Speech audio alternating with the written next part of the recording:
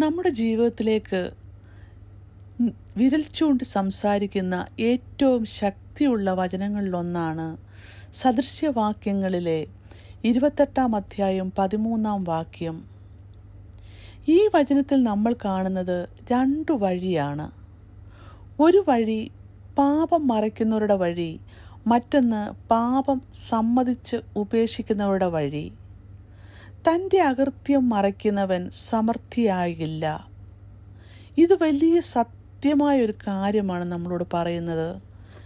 ദൈവത്തിൻ്റെ മുമ്പിൽ നമ്മൾ എന്തെങ്കിലും തെറ്റ് ചെയ്യുമ്പോൾ അതിനെ മറയ്ക്കുവാൻ ശ്രമിക്കുന്നതിന് പകരം തുറന്ന് സമ്മതിക്കുകയാണ് ദൈവം ആഗ്രഹിക്കുന്നത്.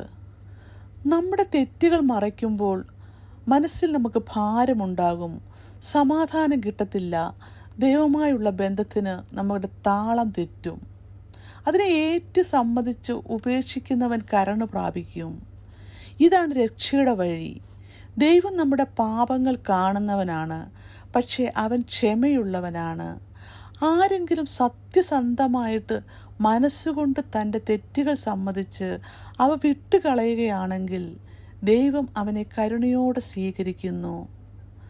ദാവീദ് രാജാവിൻ്റെ ജീവിതം ഇതിന് വലിയ ഉദാഹരണമാണ്. പാപം ചെയ്തപ്പോൾ ആദ്യം മറച്ചു വെച്ചെങ്കിലും നാഥാൻ പ്രവാചകൻ മുഖാന്തരം ദൈവം അവനെ ചിന്തിപ്പിച്ചു. പിന്നെ ദാവീദ് കുറ്റസമ്മതം നടത്തി.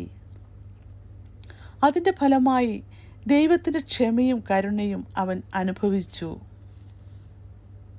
പാപം മറയ്ക്കരുത്, സമ്മതിക്കുക, വിട്ടുകളയുക, നമുക്ക് കരുണ ലഭിക്കും. പ്രിയ സുഹൃത്തേ, നമ്മൾ ആരും പരിപൂർണരല്ല. പക്ഷെ നമ്മൾ കർത്താവിൻ്റെ മുമ്പിൽ തുറന്ന മനസ്സോടെ വരുമ്പോൾ അവൻ നമ്മെ സ്വീകരിക്കുകയും പുതുക്കുകയും ചെയ്യും. നാം നമ്മുടേതായ ശക്തിയിൽ നീങ്ങുമ്പോൾ പരാജയപ്പെടും. ദൈവത്തിലെ തുറന്നതായ ജീവിതമാണ് വിജയത്തിൻ്റെ വഴി.